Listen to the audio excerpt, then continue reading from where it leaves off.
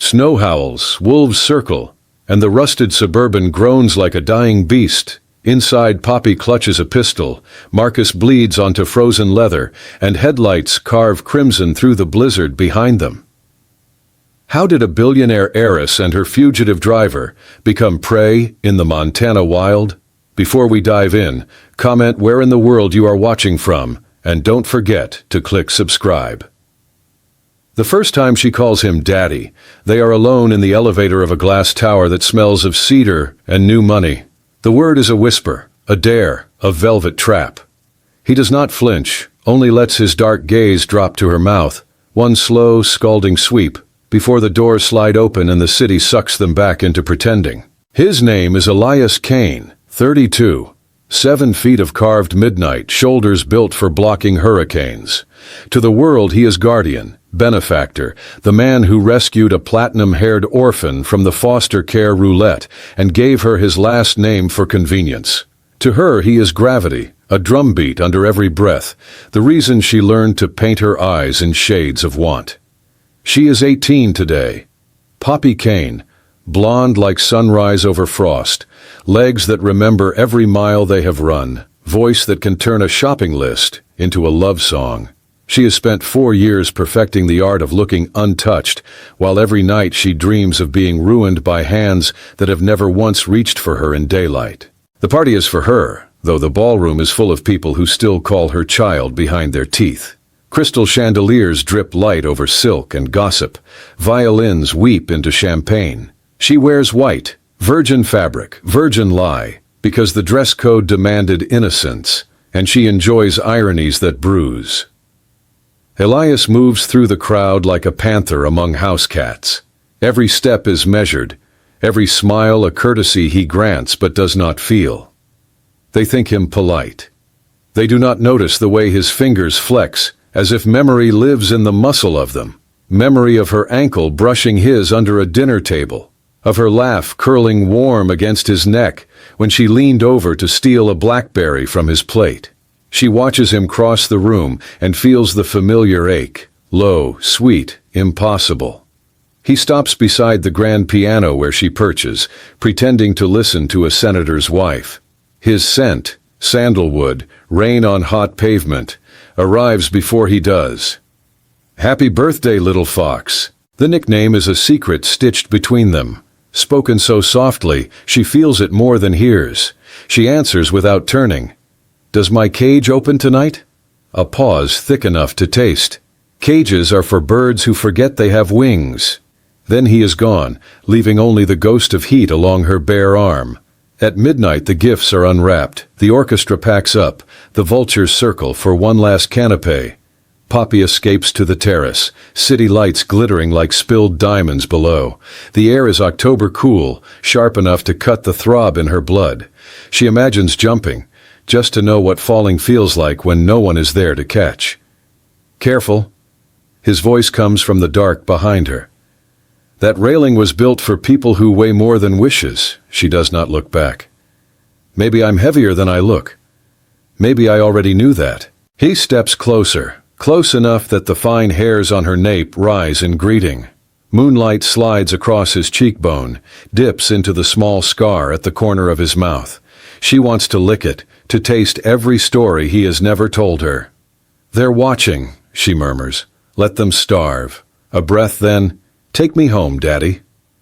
The word again, softer now, a silver thread pulling taut between their bodies. His exhale is ragged, almost angry. Home is a dangerous word. So is almost.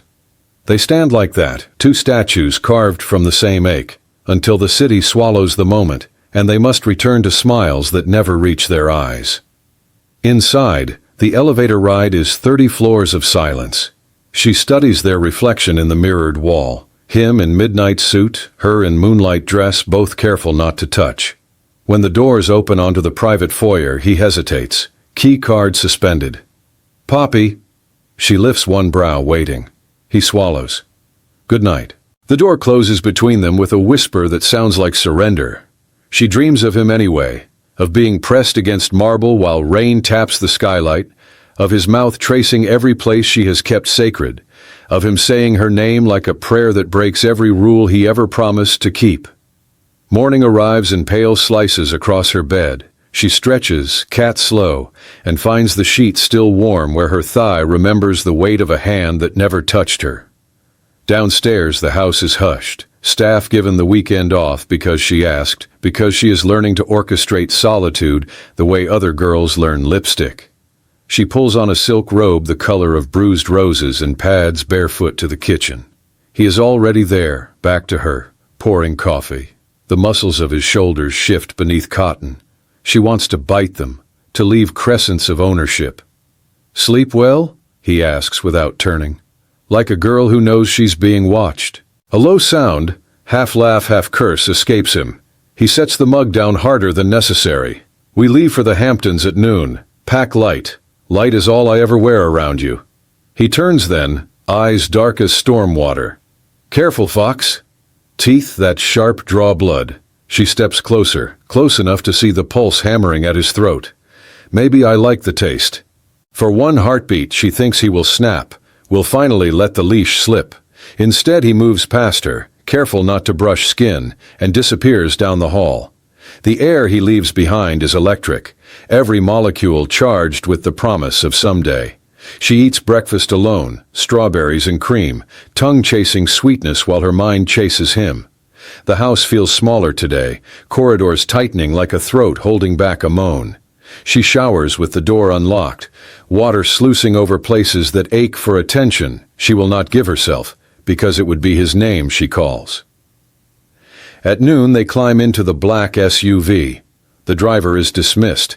Elias insists on taking the wheel. She rides shotgun, legs bare beneath denim shorts, window down so wind can tangle her hair.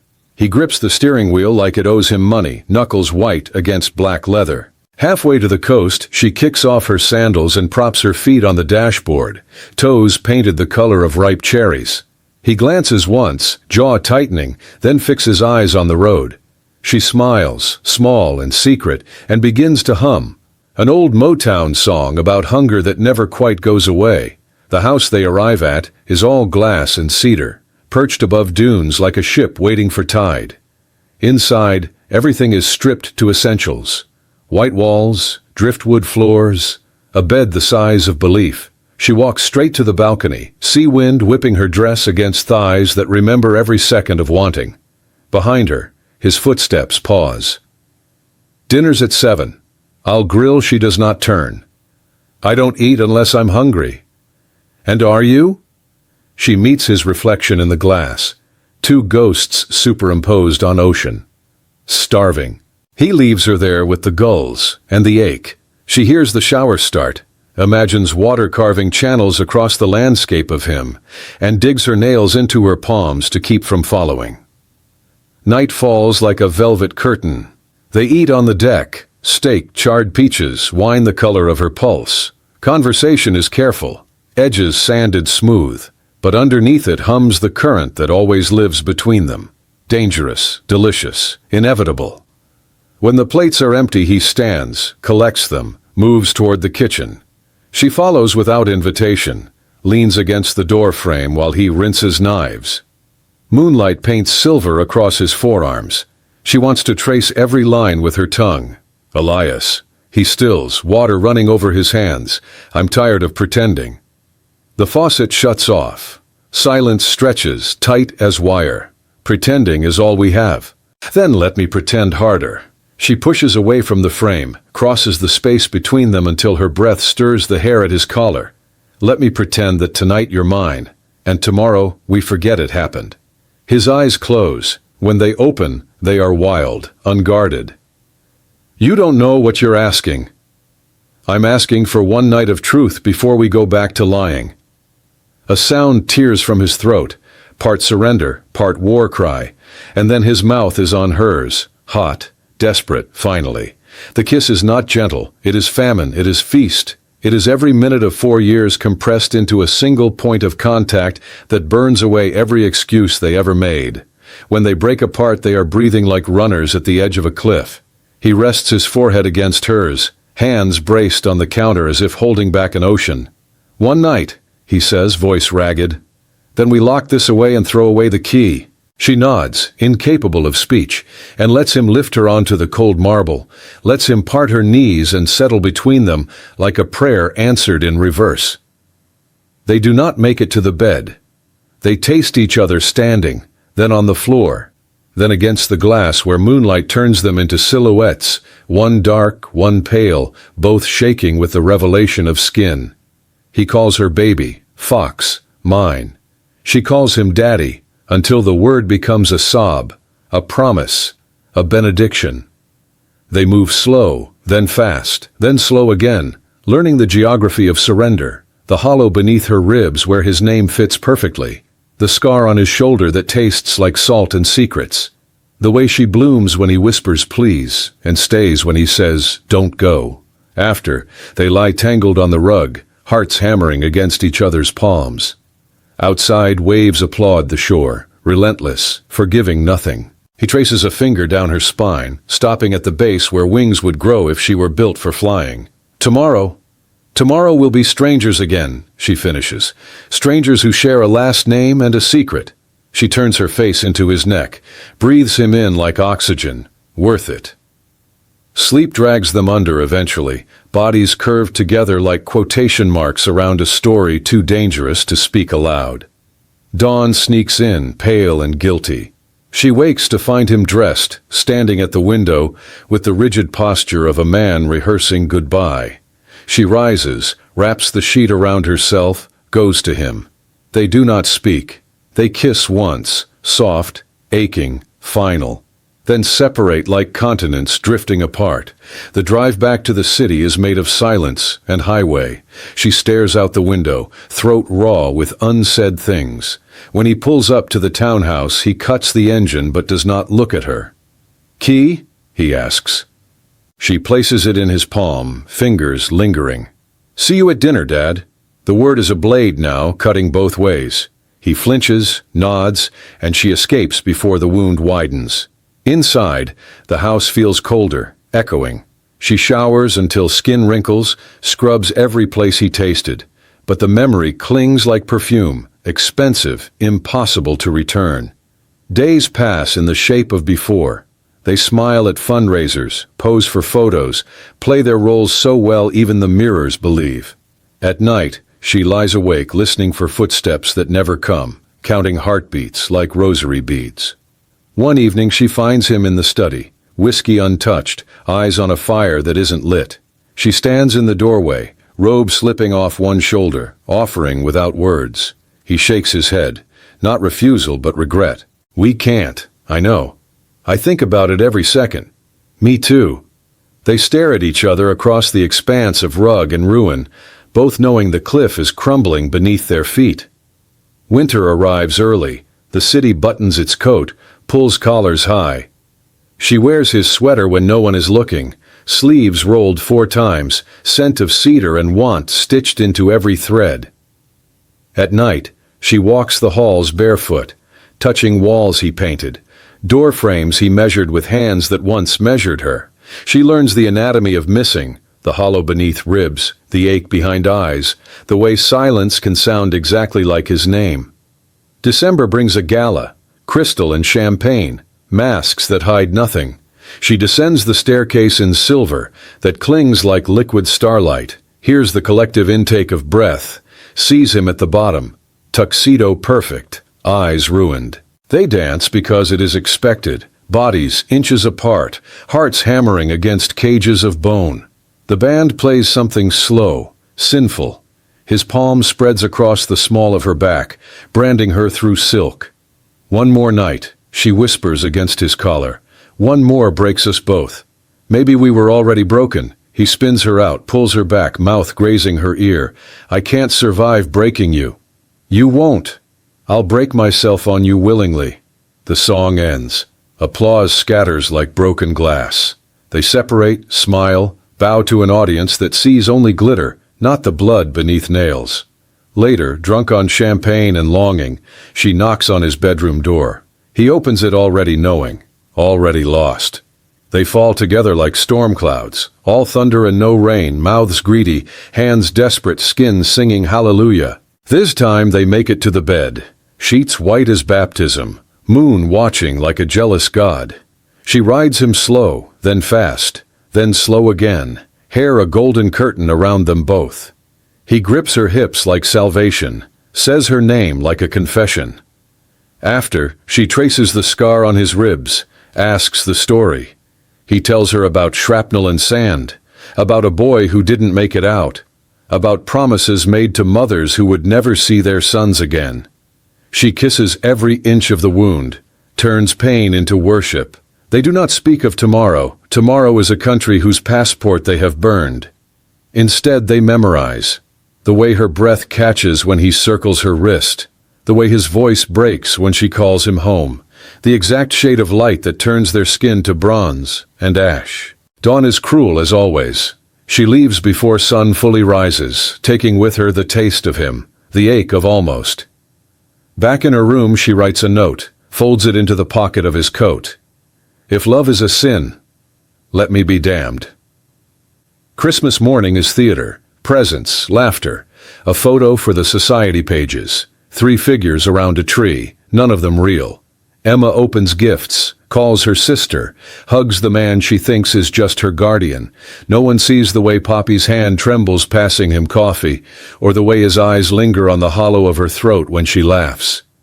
That night she finds the note returned, creased and softer, like it has been read many times. Beneath her words he has written, "Hell is a small price for heaven in your mouth." She keeps it in the secret drawer with his sweater, her talisman against forgetting. New Year's Eve. They are invited to a yacht, all champagne and fireworks, sky exploding above black water. She wears red, danger, desire, declaration. At midnight the crowd counts down, voices rising like tide. 10, 9, 8. He finds her hand in the dark, squeezes once. 7, 6, 5. She leans back against his chest, feels the rumble of his heartbeat. 4, 3, 2. His lips brush the shell of her ear, whisper something lost in noise. 1. Cheers, horns, confetti falling like snow that never quite lands. Later on deck, wind whipping her hair into silver knots, she asks what he said. He looks at her, then at the city glittering across the water. "I said I love you." The words hit like a wave, knock the breath from her lungs. "Say it again. I love you." She kisses him then, hard, public, reckless. Cameras flash somewhere. Someone will sell this photo. Tomorrow the world will know, but she doesn't care. Let them see. Let them choke on it. They leave before dawn, drive to Montauk, park at the edge of the world. Sun rises over Atlantic, painting them gold. They make love in the sand, cold biting skin, heat biting deeper. She straddles him, dress hiked to waist, hair full of salt. He fills his palms with her breasts, mouth hungry, heart open. When she comes, she cries out, not his name, but the truth. "I'm yours." After, they lie wrapped in a blanket that smells of ocean and gasoline, watching gulls dive like prayers. Back in the city they are news, heiress and chauffeur, scandal and sin. Headlines scream, board members call, her mother faints into a lawyer, Emma cries at school, kids are cruel with borrowed truth. Elias packs a bag, stands in the doorway of her room like a man walking to execution. "I have to go." "I know. Come with me." "I can't. Won't." Same difference. He leaves at dusk, tail lights bleeding into traffic. She does not chase. Some endings are beginnings wearing darker clothes. Winter without him is a lesson in subtraction. One heart, one hope, one name she no longer speaks. She works, smiles, survives. Spring arrives late, cruel, indifferent. She plants roses in the garden he never saw, thorns drawing blood like communion. On her 19th birthday, she receives a package, no return address, postmark smudged. Inside, a key, a Polaroid, a note. The photo is of a house by the sea, all weathered wood and open sky. The key is warm, like it has been carried close to skin.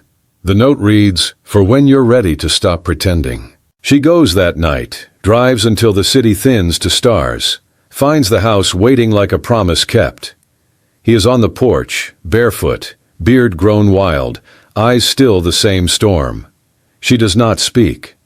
She walks into his arms, lets the months collapse into now. Inside, the house is sparse but warm, fire crackling, wine breathing, bed wide as forgiveness.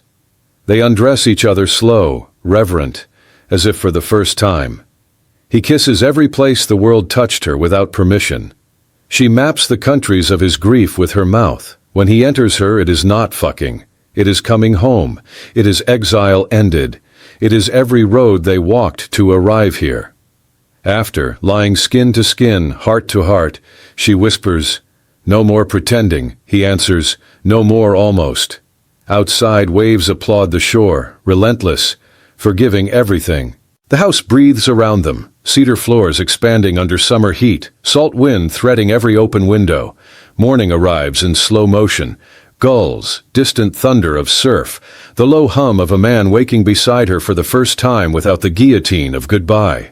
Poppy keeps her eyes closed, testing the shape of safety. A calloused palm slides from her waist to the curve of her rib cage, stops just beneath the hollow of her arm as if afraid to claim too much too soon. His thumb strokes once, twice, an oath in Braille. "Elias," she murmurs, tasting the name like wine left on his tongue overnight. "Right here, baby. No more daddy. Not here, not now. Not when the world has shrunk to 2 heartbeats and a quilt that smells of cedar in him." She rolls to face him, hair a wild gold fan across the pillow. Sunlight stripes his chest, licks along the scar she kissed a dozen times in the dark. She traces it again, slower, watching his pupils dilute to black oil. "How long do we get?" she asks. The question is small, but carries the weight of every stolen hour that came before. "Low tide's at 4, he says, voice gravel rough. "That gives us all day to drown slower." They drown in increments, his mouth at the slope of her shoulder, her nails sketching constellations down the small of his back, the lazy rock of hips that never quite hurry home. When she arches, throat bared, name a prayer, he catches the sound with his tongue, swallows it like communion. The orgasm rolls through her gentle as warm surf, leaving her trembling and open, a seashell with the ocean still inside. After, he brings her coffee brewed strong enough to scald regret. They sit on the porch step, naked beneath his discarded shirt, thighs touching, toes dusted with sand. The horizon is a blade of silver cutting sky from sea. She counts sailboats like wishes.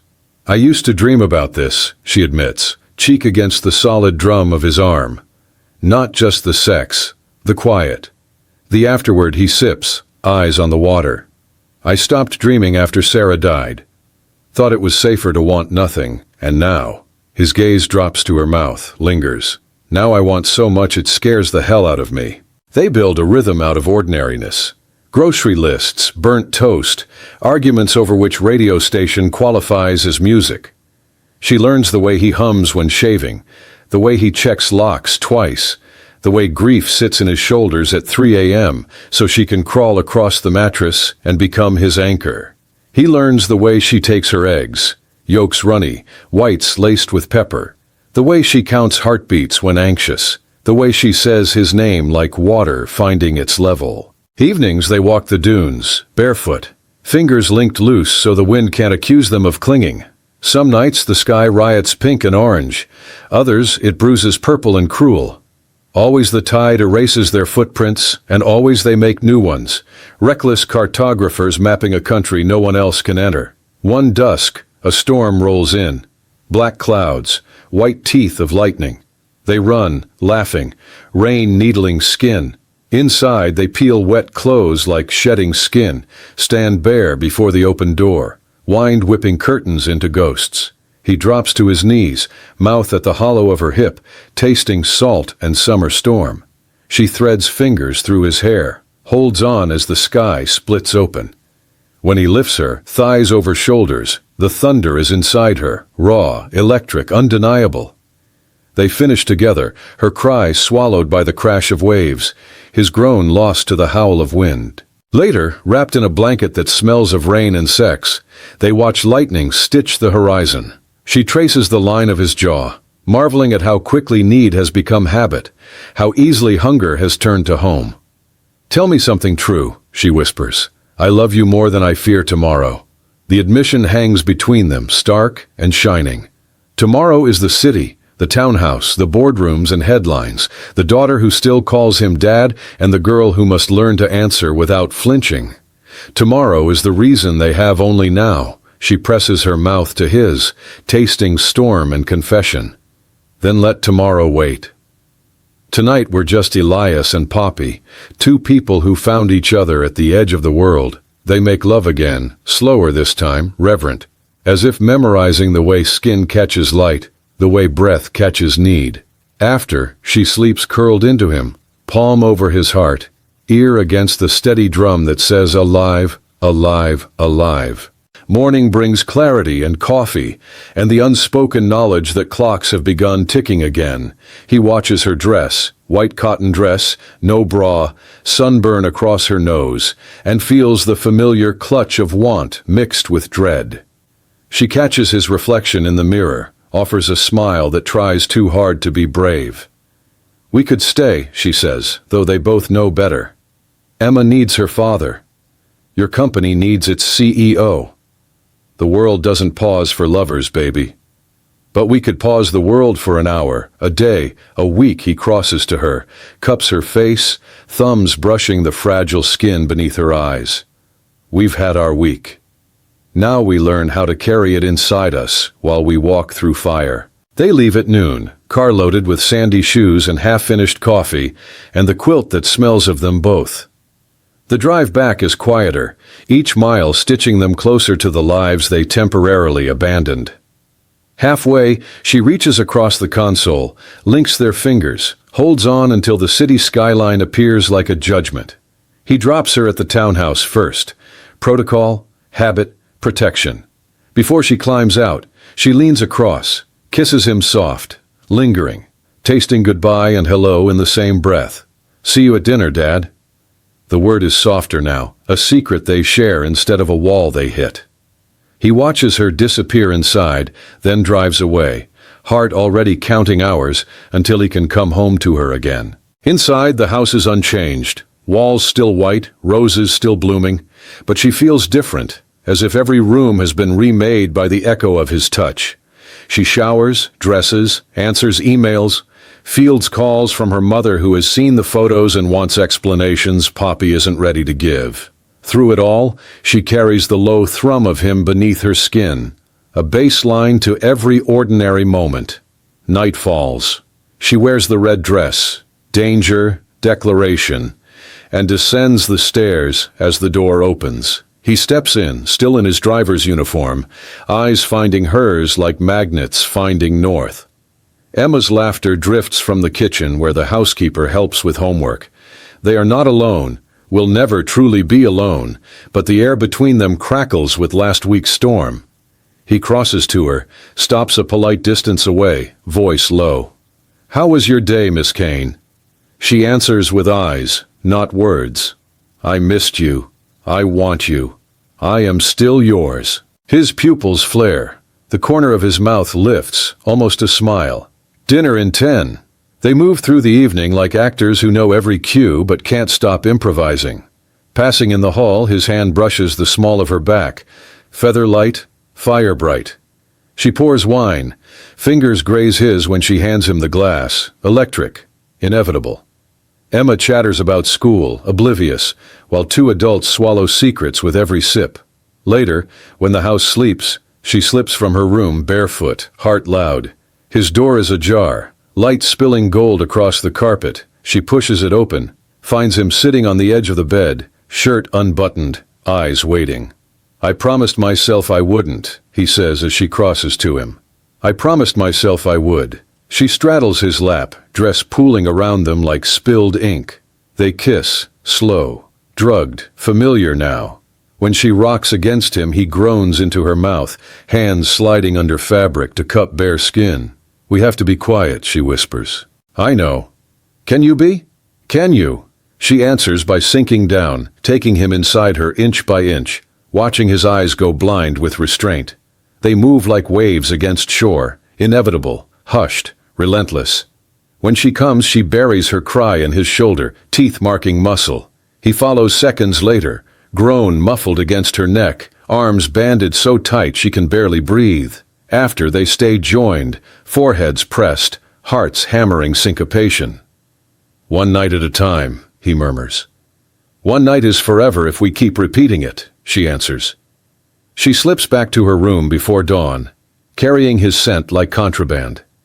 Tomorrow they will smile for cameras, answer to names that don't fit, pretend the only thing between them is duty. But tonight they were real. And reality, once tasted, is impossible to forget. The city reclaims them at dawn. Traffic lights blinking like jealous eyes, headlines already thirsty for fresh scandal. Elias drives the town car through Soho's narrow arteries, Poppy curled in the back seat, like a secret he wears under his skin. They speak only in glances, rearview mirror, fleeting, electric. Every red light is a dare, every green is a disappointment. At the townhouse he kills the engine, turns, face professional, voice rough. "We're home, Miss Kane." The word home lands between them, heavy, unlawful. She gathers her bag, fingers brushing his shoulder as she exits. One spark, then gone. The door clicks shut. He exhales like a man spared or sentenced. Inside, the staff moves through morning rituals, blind to the new geography of bodies. Poppy climbs the stairs, thighs remembering the press of his hips, the slow drag of his mouth. In her suite, she peels off last night's dress, stands under a shower hot enough to scald thought.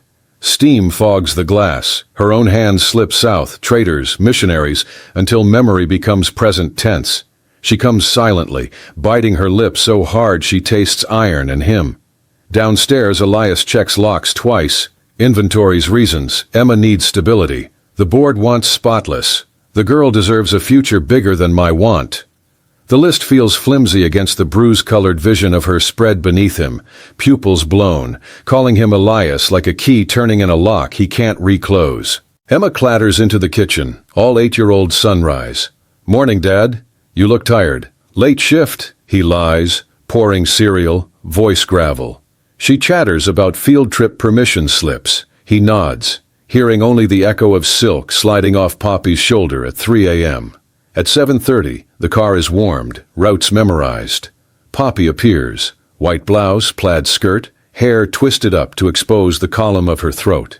She slides into the back seat, scent of orange blossom and mischief. Door shuts, engine purrs, silence thickens.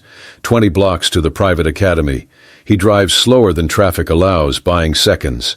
At the first stop sign, she leans forward, breath hot against his ear. "I'm still wet with you." His knuckles whiten on the wheel. "School, Poppy. Make me."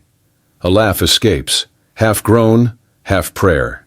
He catches her gaze in the mirror. Challenge, invitation, ruin. Then the car behind them honks. The moment shatters. He accelerates, professional mask snapping down. At the academy steps, she pauses, hand on door. "Pick up at 4? 4, he confirms. She exits, hips swaying the rhythm they choreographed last night. He watches until she disappears behind stone arches, then drives, window down, city air knifing his lungs. The day is scaffolding, airport runs, corporate errands, a mayor's aide who tips in secrets. Between each fare he texts her. Nothing explicit, just timestamps, addresses, a single emoji of a fox. She replies with strawberry, lightning bolt, ocean wave. Code for "I feel you everywhere." Lunchtime finds him outside her school gates, engine idling, telling himself he's early for logistics, not hunger. She emerges with friends, laughing, sunlight catching in her hair. Spotting the car, she detaches, casual as breathing. Friends tease, "Your driver's hot." She shrugs, smile secret. He's just reliable. In the back seat, she buckles, knees brushing his seat back. "Take the long way. Your schedule is flexible." He drives toward the river, roads empty, trees tunneling sunlight. Halfway to nowhere, she slips off her blazer, ties hair up, exposing the delicate ladder of her spine. "Pull over." He obeys, tires crunching gravel. The lane is shaded, deserted, engine off. Birds loud overhead. She climbs forward, straddles the console, knees bracketing his thighs. Mouth finds his, soft, then not. Tongues duel, surrender, duel again. Her hands drop to his belt. He catches her wrists. "Not here." everywhere here. Emma needs me. I need you. Now, a car passes, tires swishing, reminder of exposure. He rests forehead to hers, breathing hard. Tonight, after dinner, roof terrace. She nods, bites his lower lip, retreats to her seat. Drive, driver. Engine roars. They fly back into traffic, pulses syncopated, secrets intact. Afternoon brings rain, sudden, cinematic. He picks her up beneath the academy's stone arch. She dashes through silver sheets, laughing, soaked. Inside the car, she wrings out her hair, water droplets sliding into the hollow of her throat. He hands her a towel from the trunk, watches her blot cotton across collarbones, imagination detonating. At home, she lingers in the doorway. Hot chocolate? He should refuse. He nods. Kitchen becomes chapel. Steam. Clink of spoons. The hush before sin. She hops onto the counter, legs dangling, skirt riding high. He keeps distance, stirring, jaw locked. She leans back, palms flat, chest rising, offering without words. A single drop of rain slips from her temple to jaw. He tracks it like a man starved. Footsteps, housekeeper approaching. He steps back, hands up as if from fire. She slides down, smile crooked. Later, she mouths, then saunters away, hips writing promises on the air. Dinner is theater, candlelight, Emma's chatter, Poppy in fresh dress, skin still carrying rain's shimmer. Elias serves, avoids her gaze, feels every glance like a brand. After dessert, Emma begs movie night. He tucks her in halfway through, returns to find Poppy gone. Balcony door ajar. He climbs. City sprawls below, jeweled and indifferent. She stands at the rail, moonlight pouring over her bare shoulders. She's discarded dress, wears only his shirt from the beach house, sleeves rolled, hem skimming mid-thigh. Wind lifts fabric, reveals flashes of lace, of intent. He closes the distance, hands settling on hips that fit like custom. Thought you'd never come. Thought I shouldn't. She turns, arms looping his neck. But you did. Always will. The admission hangs. Dangerous. True. He lifts her onto the wide railing, back to skyline, legs wrapping his waist. Kiss is immediate. Deep. Wet. Starving. Her hands tug his shirt free. Palms glide over muscle. Scar. Heartbeat. He slips buttons, reveals the soft weight of breasts, mouth dropping to worship. She arches, gasping, fingers fisted in his hair. Below, traffic hums. Above, stars witness. Time suspends. He lifts her, carries her to the outdoor sofa, lays her down like offering. Shirt falls open, moon painting her in silver and shadow. He kneels, spreads her thighs, kisses a path from knee upward, slow, reverent. When his mouth finds the damp heat of her, she whimpers, hips rolling. He tastes summer rain, salt her, addiction distilled. She comes apart beneath his tongue, cry swallowed by sky. After, she pulls him up, hands frantic at his belt. He frees himself, nudges entrance, pauses, forehead to hers, breath shared. Say it. I love you. He slides home, 1 inch, then all, until she surrounds him, hot, pulsing, undeniable. They move slow, then faster, mouths clinging, hearts hammering. When release crashes, it is mutual, silent, shattering, wave after wave until they collapse, boneless, entwined. Later, wrapped in a throw blanket, city glittering below, she traces the line of his jaw. We can't keep doing this. I know. But we will. Until we can't. They stay until dawn pinks the horizon, then slip inside, separate, hearts carrying contraband no lock can seize. Morning brings headlines. Heiress spotted at gala with mystery man. Photos are grainy, silhouettes on a balcony, bodies merged, faces blurred, but the implication is clear. Phones ring, board members panic. Her mother's voice on voicemail. This will destroy us. Elias reads the paper in the kitchen, face unreadable. Emma asks why people care who Poppy kisses. He has no answer that fits childhood. Poppy enters, takes the paper, rips it in half, tosses it in the trash. Breakfast? She asks, sunny as scandal. He pours coffee, adds cream the way she likes, hands it over. Fingers brush, current arcs. Emma chatters. The world spins on. By noon, the lawyers arrive. 3 suits, 1 PR guru, all sharp smiles and sharper warnings. They sit in the formal lounge, explain optics, stocks, reputational risk. Poppy listens, legs crossed, expression bored. When they finish, she stands, smooth as silk. My private life is not board property. Mr. Kane is an employee, not a criminal. Find a new headline or find a new CEO. Silence falls, heavy as velvet. Elias watches from the doorway, pride and terror wrestling behind his eyes. The suits retreat, already drafting statements. The room empties. She sags just for a second, then straightens when he crosses to her. You just declared war for me. I declared love. They'll learn the difference. He cups her face, thumb brushing the hollow beneath her eye. I won't let you fall alone. I'd rather fall with you than stand with them.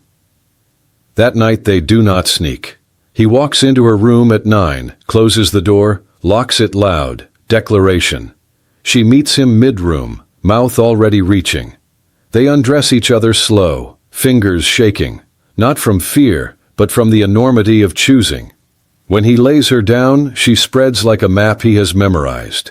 Every freckle a landmark, every sigh a border crossed. He enters her gentle, then deep, then gentle again. Love-making as conversation. Bodies fluent in a language only they speak. After they lie tangled, window open, city noise drifting up like lullaby. Tomorrow will bring fresh fires, editors, investors, Emma's questions, her mother's fury. But tonight is theirs, door locked, world locked out, hearts beating synchronized rebellion. She falls asleep to the rhythm of his thumb stroking her spine, writing promises in braille she will read again tomorrow, in the mirror. Worth it, worth it, worth it. The siege begins at dawn. Headlines like artillery, each word a shell designed to make her bleed. Billion-dollar heiress beds, employee driver, guardian or groom, inside the scandal rocking Manhattan's Golden Tower. Poppy reads them over coffee that tastes of gunpowder. The photos are grainy but eloquent. Silhouettes on a balcony, bodies fused, moonlight silvering skin. Someone sold the negative for 6 figures. Someone else is already writing a mini-series. She folds the paper, hands it to the housekeeper. Burn it with the trash. Elias stands at the window, phone vibrating non-stop. HR, legal, the mayor's office. A cable news booker who wants his side. He powers the device off, pockets it like a loaded gun. I can resign, he says, voice flat. Take the heat with me. She crosses the room, places a finger over his lips. You resign and they win. We stay, and we win bigger. Emma wanders in, cereal box clutched, eyes wide. Why are people mad you kissed Poppy? Poppy kneels, smooths the child's tangled curls. Because grown-ups forget that hearts don't read rulebooks. Elias's jaw flexes, pride, rage, love, all braided tight. By 9 the board convenes via Zoom, 12 faces in little squares, each mouth a scalpel. They speak in corporate hymns, fiduciary duty, brand equity, optics. Poppy listens, silk blouse buttoned to the throat, legs crossed, expression board polished steel. When they finish, she leans forward, camera catching the glint in her eyes. My personal relationships are not on the agenda. Next quarter's earnings are. Focus or find a new chair. Silence blooms like frost. She ends the call, turns to Elias. First battle won. Next, he studies her. This woman who wages war in pearls and perfume, and feels the ground shift beneath his boots. Next is the city. We give them a better story. They craft it together over legal pads and lukewarm espresso. A narrative of 2 unrelated adults who met through guardianship paperwork, waited until she was 18, hurt no one, broke no law. Simple, true, boring enough to starve vultures. The PR team polishes it, releases it by noon. By dusk, the tone softens. Scandal becomes romance. Forbidden becomes unexpected. Stock stabilizes, phones quiet, for now. Night falls like a secret. Dinner is a performance. Emma's chatter, silverware clink, wine poured careful. After dessert, the house darkens, staff dismissed. They meet on the stairs, shadows overlapping. No words, just hands linking, pulses racing. He leads her to the roof terrace where the city glitters below like spilled jewels. Door shut. Wind cool. She backs against the railing, dress fluttering. He cages her with arms that tremble, not from cold but from the enormity of being allowed. Their kiss is immediate, deep, slow, familiar now, yet still electric. She tastes espresso, urgency, forever. His palms slide down to cup the curve of her ass, lift until she wraps legs around his waist. Fabric bunches, skin meets skin, silk of thigh, rough of thumb. When he rocks against her, the friction draws a whimper. She swallows back, habit of secrecy hard to break. Let them hear, he murmurs against her throat. Let them know I make you sing. Boldness unfurls. She arches, moans loud, lets the sound spill into neon night. Anyone looking up will see silhouettes. Woman draped across man, heads thrown back, pleasure unmistakable. Voyeur City gets its free show. She gives it without shame. They move to the outdoor sofa, wicker-wide, cushions thick. He lays her down, spreads her like a map he's memorized in daylight dreams. Mouth travels, collarbone, breast, rib, navel, each kiss a stamp of ownership legal in no court but this. When he parts her thighs, the air kisses wetness first, then his tongue, slow strokes that build to seismic. She fists his hair, hips rolling, words crumbling. Please, more, there. Until orgasm crashes, silent scream, skyline blurring behind tears. After, she pulls him up, hands frantic at his belt. He frees himself, nudges entrance, pauses, forehead to hers, breath shared. Say it again.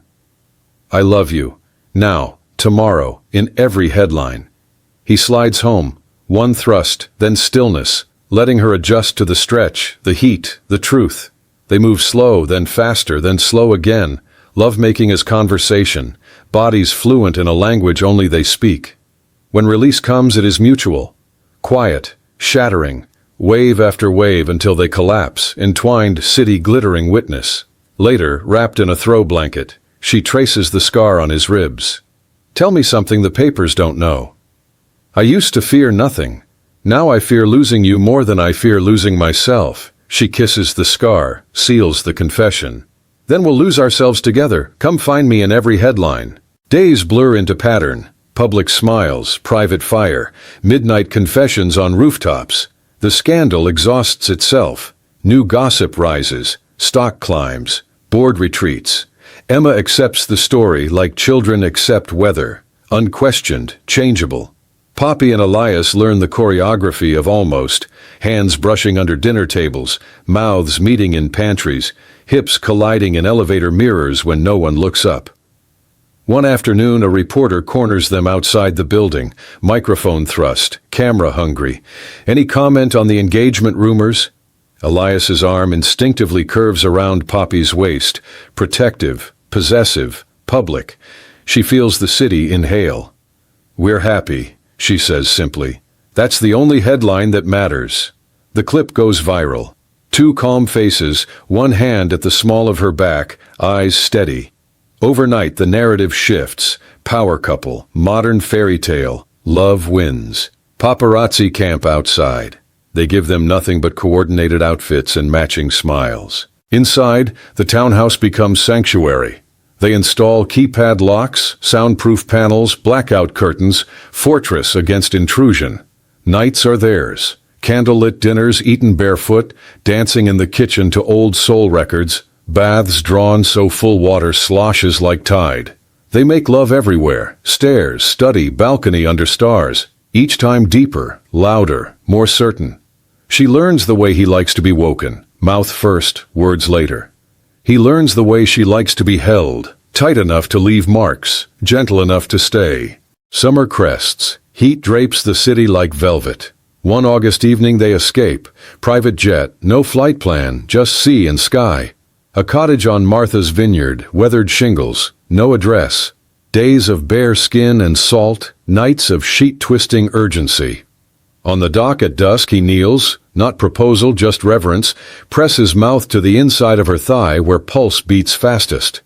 She arches back, sky blushing above, and thinks, this is church, this is him, this is holy. They return sun-drunk, sand still between toes, love like a secret tan under city clothes. The scandal has died. The story is theirs to write. On the first cool September morning, he drives her to school, stops a block early, turns to face her fully. Whatever comes next, board meetings, elections, hurricanes, I'm beside you. Not behind, not beneath, beside.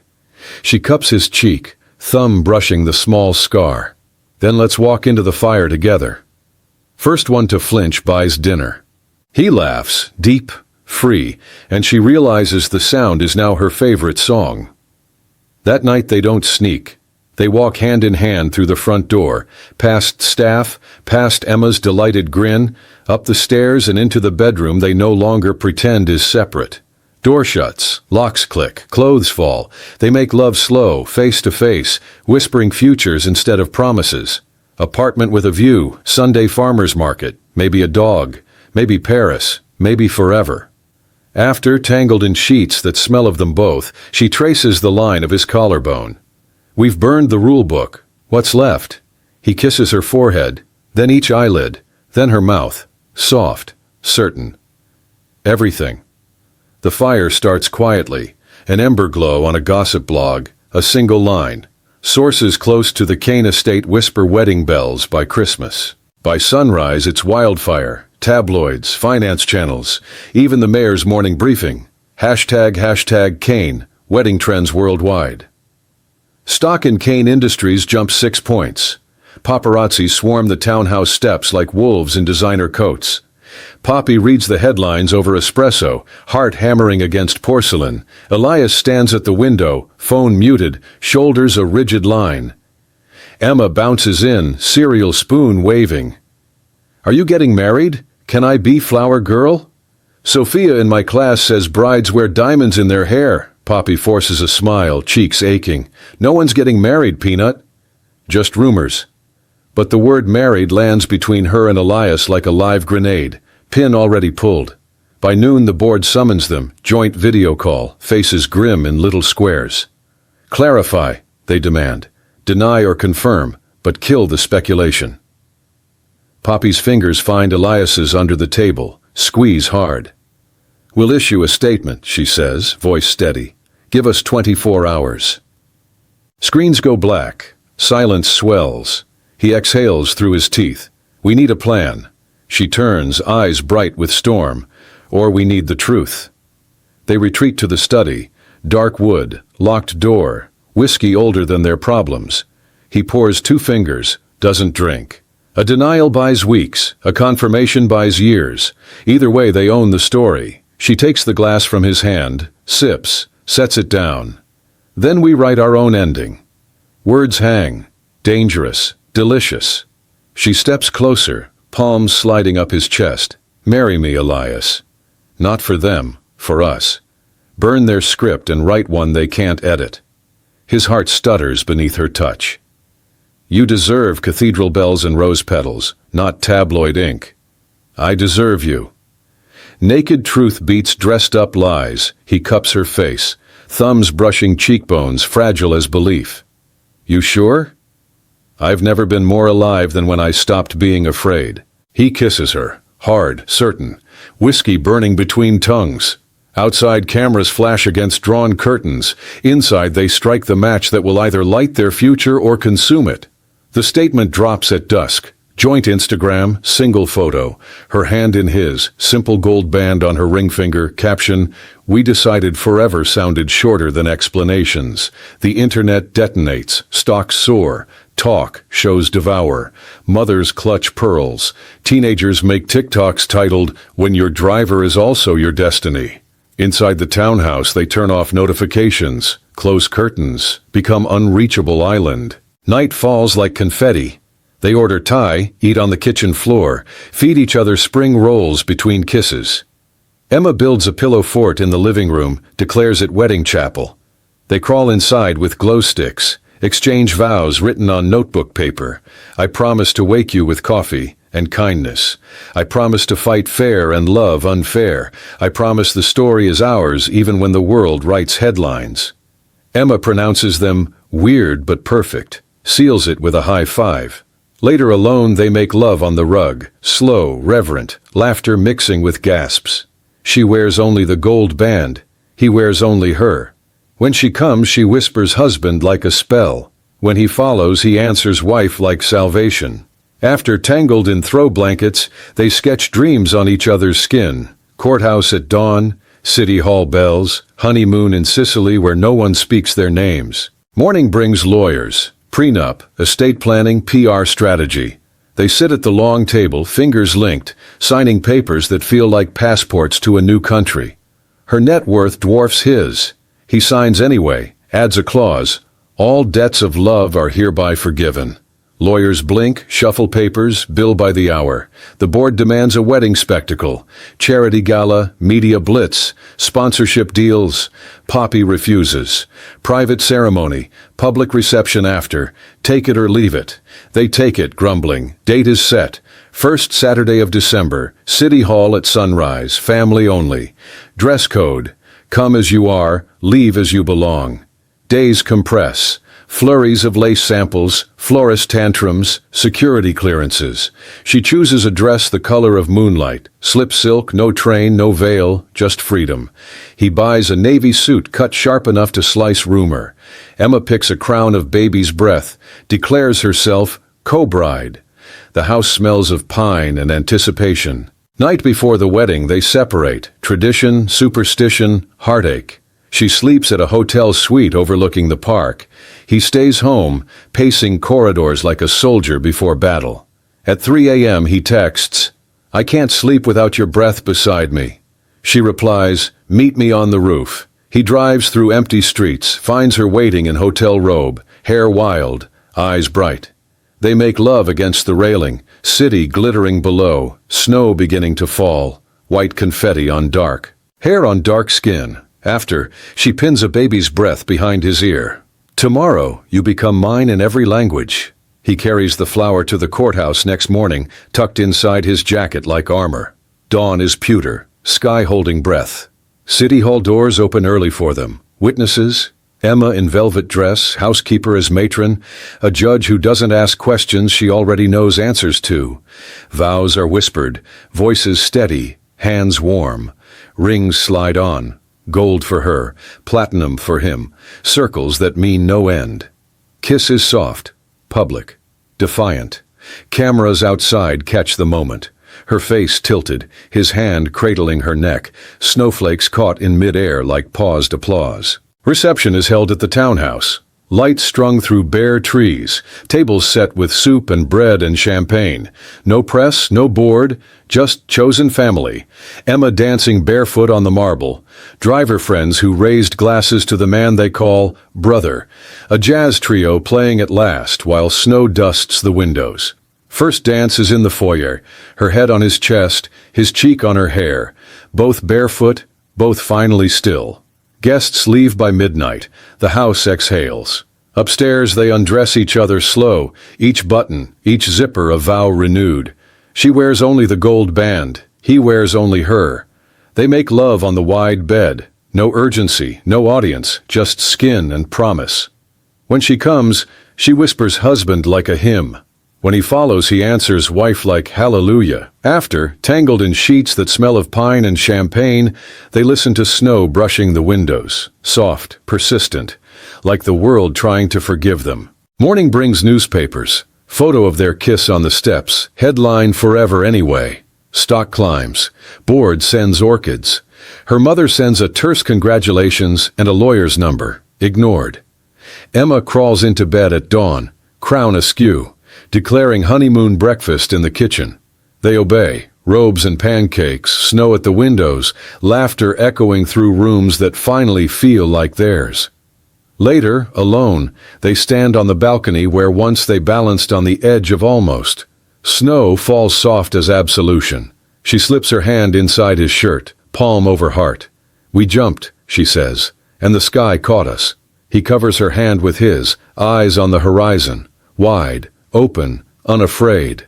"Forever starts now," he answers, "and now is all we need." The sky they claimed forever caught them, until it didn't. 3 months after the courthouse kiss, The world remembers it was built on shifting sand. A whistleblower at Kane Industries leaks decade-old security footage. Elias, night shift guard, signing paperwork that never reached HR. Headlines mutate overnight. Driver with forged credentials, heiress weds ex-con, board demands blood. Stock plummets 20 points before lunch. Cameras camp again, louder, colder. Elias watches the clip loop, his younger self in a too-big uniform, jaw clenched, trying to outrun a past that finally caught the bus. The past has a name, Marcus Hill. Dishonorable discharge, 5 years for grand larceny served in Sing Sing. The name is his. Elias Kane never existed, only Marcus, reinvented after release, scrubbed clean by desperation and a dead friend's social security number. He had needed work, needed invisible, needed gone. He became gone so well, he forgot the road back. Poppy stands beside him in the darkened study, hand on the rigid line of his back. The air tastes of copper and regret. "We can fix this," she whispers. "Not this time, Fox." His voice is gravel scraped bare. "They want a villain." "I'm the closest thing," she turns him, forces eye contact. "I want the man, not the myth. Give them truth. Let them choke on it." Truth arrives next morning as a live stream. No lawyers, no filters, just him in a gray tee, beard grown wild, eyes steady on the lens. He speaks for 12 unedited minutes. Foster kid, army promise, one bad night with a borrowed truck full of medical supplies that never made it to the base hospital, 5 years inside, the friend who died and left a name, the day he swore never to steal again. He ends simple. "I'm not sorry I became someone better. I'm sorry I lied. Poppy married the man I built, not the one I buried. If that's crime, cuff me." The internet fractures, half outrage, half unexpected grace. Hashtag forgive Marcus trends beside hashtag Kane Gate. Talk show panels argue redemption versus deception. The board convenes emergency session, votes no confidence in the CEO who endangered fiduciary duty for personal sentiment. They offer Poppy an ultimatum: step down or step away from him. She chooses door 3, step forward. The press conference is held on the courthouse steps where they once vowed forever. She wears the moonlight dress again, hair unbound, ring blazing, cameras thrust like spears. She speaks quiet, lethal. "I was raised on balance sheets. I learned love is the only asset that appreciates when you give it away. Marcus Hill paid his debt. I refuse to invoice him twice. If this board wants blood, they'll have to mine it from my veins too." She resigns on live television, hands the microphone to the lawyer, walks away barefoot, heels in hand, dignity intact. Inside the townhouse they pack boxes, crystal cashmere, certificates. Emma helps, labeling crates in purple marker, kitchen, books, us. The penthouse lease is surrendered.